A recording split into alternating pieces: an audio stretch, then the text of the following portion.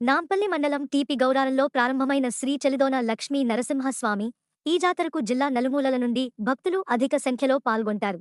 శుక్రవారం జరిగిన రథోత్సవానికి గురువారమే భక్తులు కుటుంబ బంధుమిత్రుల సమేతంగా ఇక్కడికి చేరుకుని రాత్రి నిద్రచేసి ఉదయాన్నే రథోత్సవాన్ని తిలకించారు.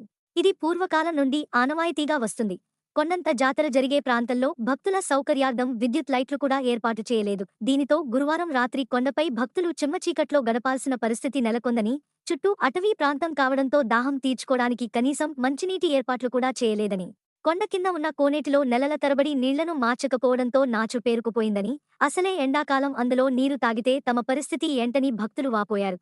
ఇదిలా ఉంటే ఈ ప్రాంతంలో ఉండే ప్రాజెక్టు కొరకు తిరిగే భారీ వాహనాలతో రోడ్డు పూర్తిగా దుమ్ముతో నిండిపోయి భక్తులకు ఊపిరాడకుండా చేస్తుందని, దుమ్ము లేవకుండా నీళ్లు కొట్టించాల్సిన ప్రాజెక్ట్ యాజమాన్యం ఆ ఆలోచన కూడా చేయలేదని, అయినా దేవాదాయ శాఖ అధికారులు నిమ్మకు నీరెత్తినట్లు ఉండడంపై భక్తులు మండిపడ్డారు. ఆలయ అధికారులే దగ్గరుండి టెంకాయలను అధిక రేట్లకు విక్రయిస్తున్నారని, ఈ జాతర పేరు మీద లక్షల రూపాయల ఆదాయం వస్తున్నా ఎలాంటి అభివృద్ధికి నోచుకోవడం లేదని, భక్తులకు కనీస సౌకర్యాలు లేవని, దేవుని సొమ్ము ఎవరి జేబుల్లోకి వెళుతుందని ఆగ్రహం వ్యక్తం చేశారు.